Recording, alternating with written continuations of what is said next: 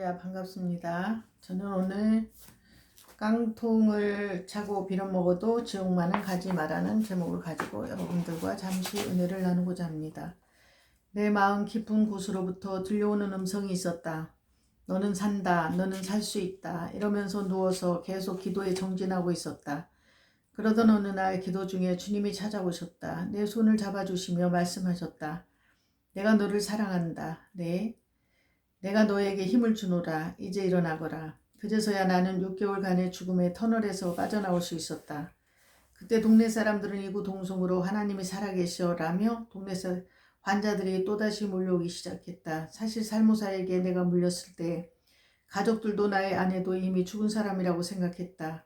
즉 나는 어느 누가 봐도 죽을 수밖에 없었지만 하나님께서 살려주신 것이다.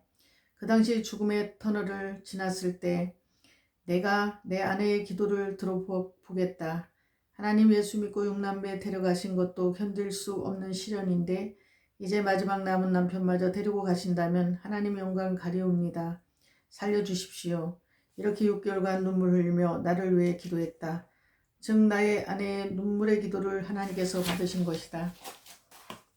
여호와여 나의 기도에 귀를 기울이시고 나의 간과하는 소리를 들으소서. 의인이 나를 칠지라도 은혜로 여기며 책망할지라도 머리에 기름같이 여겨서 내 머리가 이를 거절치 아니할지라. 저희의 재난 중이라도 내가 항상 기도하리로다. 순교의 현장. 1분 기도 후에 죽여라.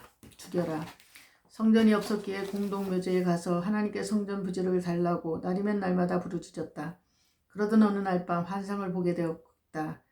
보은 군수가 오셨기에 돗자리를 깔아드리고 영접해 드린 것이다. 기도를 마치고 집에 돌아왔는데 그 이튿날 친척 중 한 사람이 교회 부지를 기증했다. 더욱 힘을 얻은 나는 내가 전도한 성도들과 더불어 더욱 기도에 매달렸다. 교회를 지으려 해도 돈이 없어서 산에 가서 성전 대들보용 나무를 베어왔다. 얼마 후에 보니 윗집 사람들이 그 대들보를 가져다가 옥수수 말리는 용도로 사용하고 있었다. 성전 대들보를 저렇게 사용하고 있는 것을 보고 마음이 몹시 아팠다. 그래서 기도를 하는 중에 주님이 말씀하셨다. 그 대들보를 찾아와라. 주제하는데요. 찾아와야 한다. 거룩한 성물이다. 내 명령이다. 그 다음날 찾아가서 말했다. 이 나무는 성전 대들보용으로 우리 성도들이 산에서 배워온 것입니다. 돌려주십시오. 생사람 잡지 마라 면서 펄쩍펄쩍 뛰는 것이었다. 교회 나무입니다. 우리 나무일세. 라고 그들은 분노하며 말했다. 하도 우겨서 더 이상 상대가 되지 않아 돌아와서는 오직 하나님께 기도만 했다. 하나님, 저 나무는 이미 구별된 대들보인데 저들이 자기네 것이라고 저렇게 우기니 어찌하면 좋겠습니까? 주님 역사하여 주옵소서. 이렇게 부르짖었다. 하나님은 우리의 기도에 응답하시었다. 그 집에는 큰 소가 있었는데 외양간에서 뛰쳐나와 항아리에 가득 담긴 보리쌀 2마리를 정신없이 먹더니 배가 남산만해졌고 배가 터져서 죽고 말았다. 그 집에서 벌떼처럼 우리 집에 몰려들었다. 무슨 내용인 줄 모르고 멍하니 그들을 바라보고 있었다. 성난 그들은 마치 우리 집의 모든 것을 때려 부실 것만 같은 자세로 버티고 있는 것이다. 왜 그러십니까? 왜? 용건을 말씀하십시오. 너희들이 공동묘지에서 우리 소 죽으라고 기도했지? 우리는 그런 기도는 안 합니다. 안 하긴 뭘 안 해. 그러지 않고서 저 소가 죽어 나자빠지지 않아? 세상에 살다 보니까 별일도 다 있었다. 말도 되지 않는 생트집으로 우리 가족을 위협하는 것이다. 그러는 중에서도 분명히 다시 밝혀야 할 것이 있어 그 일급한 상황 속에서 말을 했다. 그 나무를 돌려주십시오. 그 나무는 당신의 것이 아닙니다. 뭐라고? 그들은 물러설 기세 없이 버티고 서서 자기네 것이라고 소리치고 난리이다. 그들은 씩씩거리며 대문을 발로 차며 자기 집으로 돌아가는 것이었다. 것 같았다. 조금 후에는 동네 이장을 비롯해 많은 사람을 이끌고 집으로 쳐들어왔다. 그러면서 나무 가져간 장본인이 많은 사람들 앞에 일장연설을 하는 것이었다. 동네 여러분, 예수쟁이들을 동네에서 쫓아내야 합니다. 동네를 시끄럽게 하고 분위기를 흐트러뜨리니 내쫓아야 합니다. 그는 이런 식으로 동네 사람들에게 동의를 구하고 있었다.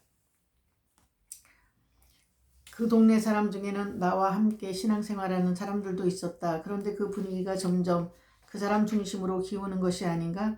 김상호가 믿는 예수를 믿지 않겠다는 사람만 이 동네에 살고 예수 믿겠다는 사람은 이 동네를 떠나야 합니다. 그때 나와 같이 신앙생활 하던 믿음의 사람들이 신앙을 포기하고 다시 산신을 섬기겠다고 했다. 즉 예수를 안 믿겠다는 것이다. 그 와중에도 그래도 예수를 믿는다고 했다가 사람들이 몰려들어 구타하는 바람에 이가 부러지고 얼굴과 머리가 깨어지는 사람도 있었다. 물론 이런 어려움 속에서도 신앙을 지켜 승리한 자도 있었다. 우리가 너희 승리로 인하여 개가를 부르며 우리 하나님의 이름으로 우리 길을 세우리니 여호와께서 내 모든 기도를 이루시기를 원하노라. 이러면서 시간은 가고 있었다. 그때 옆집 여자가 헐레벌떡 뛰어와 하는 말이 이랬다. 어서 도망가세요. 뭐라고요? 도망가라니까요. 왜요?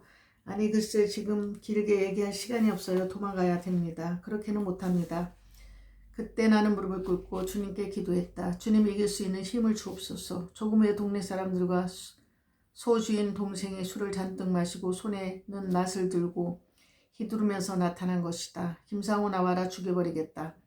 작정하고 온 것 같았다. 살기가 등등하고 무슨 일을 내도 내 것만 같은 분위기다. 동네 사람들도 무슨 좋은 구경이라도 하듯이 호기심으로 우리 둘을 번갈아 보며 다음에 진행될 사건들을 생각해보는 것 같았다. 그 순간 막다른 골목 절박한 순간에 기도했다. 주님 말씀해 주세요. 어떻게 해야 합니까? 두려워하지 말아라. 내가 너와 함께하리라. 담대하라.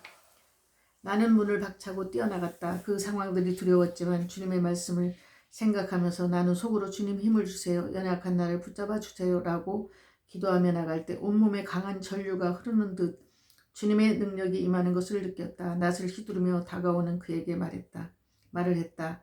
나를 죽이되 1분만 기도한 후에 죽여라. 그래서 나는 하나님께 무릎을 꿇고 큰 소리로 기도했다. 하나님, 나는 성전도 못 짓고 오늘 하나님 나라로 가게 되었습니다. 나는 가지만 저 형제를 감동시키셔서 나를 대신하여 성전을 세우게 하소서. 저 형제를 불쌍히 여겨 주옵소서. 이렇게 기도할 때 내 눈에서는 눈물이 한없이 흘렀고 마음에는 알 수 없는 기쁨이 넘쳐났다. 그러는 순간 하늘로부터 강한 힘이 오는 것이 아닌가? 나는 그 자리에 벌떡 일어나 하늘을 향하여 외쳤다. 주여, 이 큰 소리에 낫을 휘두르는 청년이 뒤로 낮아빠지는 것이 아닌가? 다시 보니 그는 거품을 흘리며 간지러한 자처럼 되고 말았다. 그것을 구경하고 있던 동네 사람들은 그를 업고 나갔다. 모였던 동네 사람들이 각자 집으로 돌아가며 이렇게 말았다. 야소신이 이겼어. 엘리야가 저희에게 이르되 바알의 선지자를 잡되 하나도 도망하지 못하게 하라. 하매 곧 잡은지라. 엘리야가 저희를 기존 시내로 내려다가 거기서 죽이니라. 왕상 18장 40절입니다. 오늘은 이만하겠습니다. 감사드립니다.